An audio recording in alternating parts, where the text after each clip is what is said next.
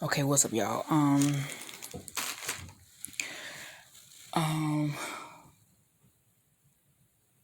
the Lord was just sharing with me about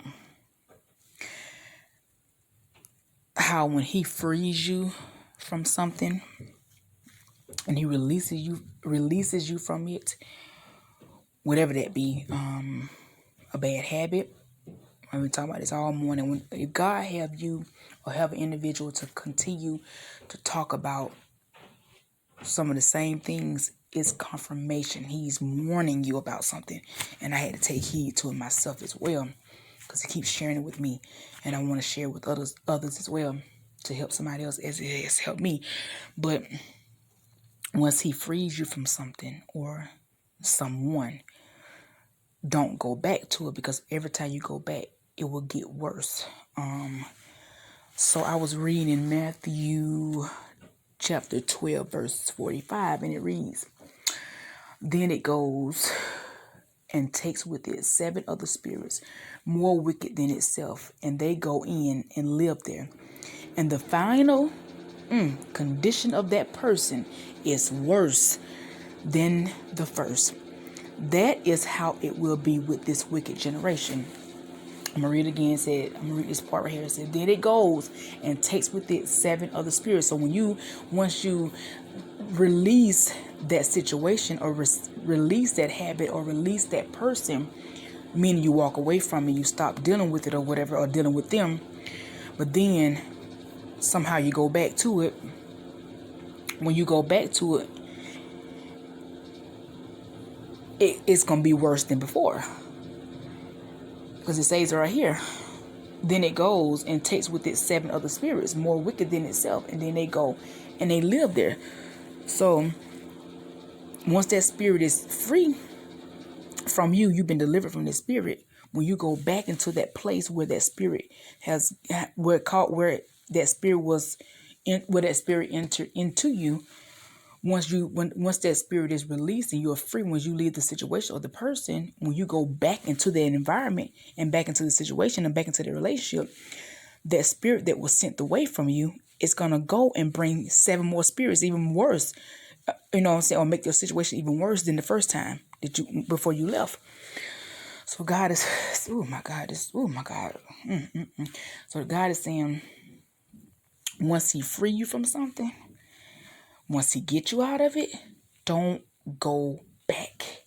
Don't go back. I don't care how good it looks. I don't care how much they cry and beg and plead with you, baby. I love you so much, baby. You know, I'm gonna do better this time, baby. I promise. I'm gonna do this. Don't go back, because you know they're not gonna do right. You know it's not gonna be different this time. You know if you go back into that bad habit, you know, whatever that habit is, you know it's gonna be worse. You know if you go back to that place, it may just be worse. This time it may take your life. And then it says that is how it will be with this wicked generation. This wicked generation, they will continue to keep going back to the same things. And meaning too, what you go back to and what enters into you and what gets in you, you're going to pass it down to your generation. And then what you was doing, if you was in an abusive relationship, in a relationship with somebody who didn't love you, who didn't treat you right, who was not connected to God, guess what? When you have your daughter or your son, it's gonna pass down to them. They're gonna find themselves in a situation, in a relationship just like that. Or if you are here, doing drugs, and this video is not to down nobody or nothing like this, but it's only to help to set people free and to deliver people, because we all have done some things and got into some situations that we're not proud of. It was not good for us, but we have to be real about it so that we can be free from it. But if you have, you know what I'm saying, in your lifetime used drugs or maybe had an alcohol problems like that, you know, and you continue to stay in it, guess what? That thing can pass down to your children, pass down to your grandkids, and so on. And a lot of times too, even when you have set yourself free from it, the residue will still be there, because not the residue, but the result and effects of your choice, your decision, will show up later on, either in your, like I said, in your kids or your grandkids.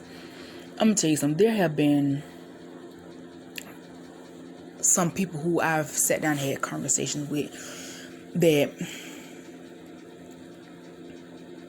struggle with some things in their life, right? They don't know where it came from. They don't know why they was acting like that. They didn't know why they was doing what they were doing. They was like, man, I don't know where this come from. I don't know why I'm acting like this. And it's been people let's say somebody who was adopted, right?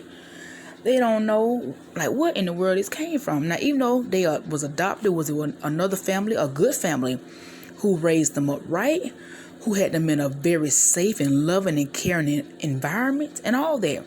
But they turned to drugs or they turned to alcohol.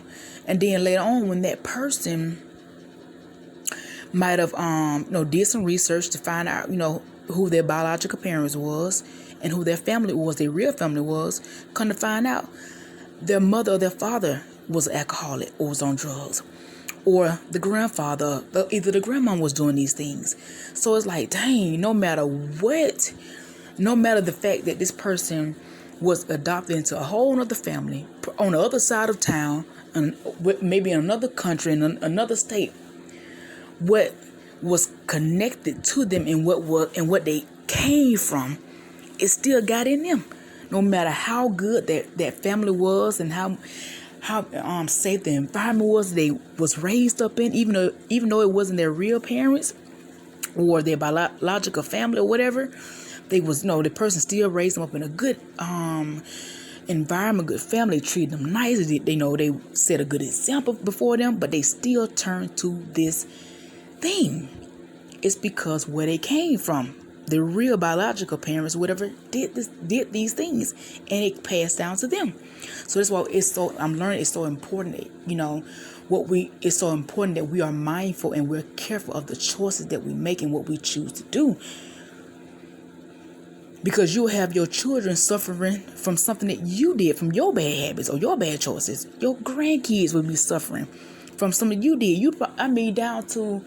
It can be down to the 10th generation. You've been dead and gone. They ain't never met you a day in their life. But here they go, suffering from something that you caused because of your decisions way before they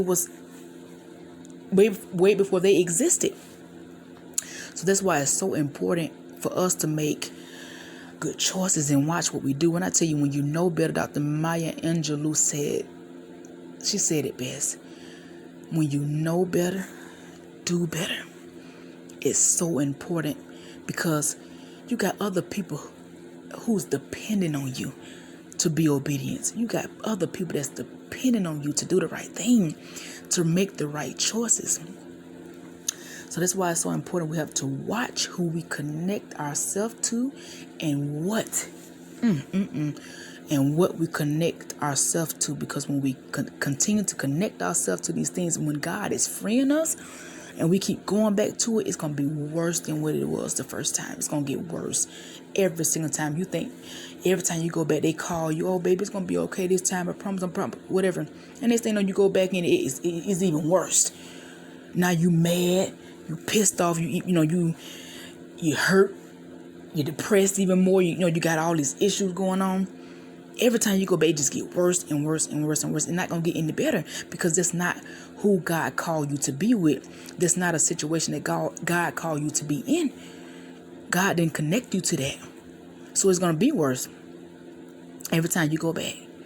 And then now here you go, because of you being disobedient and keep returning to it, not only is it affecting you, but it's going to affect the people who are connected to you.